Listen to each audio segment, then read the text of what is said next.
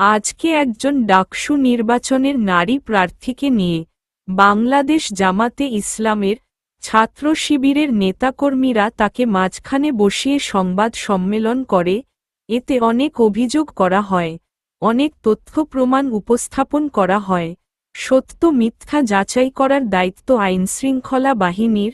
আমার প্রশ্ন হল, কিভাবে নারীদেরকে পাশাপাশি বসিয়ে পর্দা ছাড়া সংবাদ সম্মেলন করা, এটা কোন ইসলামে আছে? বাংলাদেশ জামাতে ইসলাম কোন ইসলাম মানে? তারা যে ইসলামিক রাজনীতিক দল মানুষের কাছে পরিচয় দেয়, তাদেরকে ভোট দিলে মানুষ জান্নাতে চলে যাবে, সংবাদ সম্মেলনের চিত্র পৃথিবীর কোন ইসলামিক দলের মধ্যে আছে? আমি তাদের কাছে প্রশ্নটা রেখে গেলাম।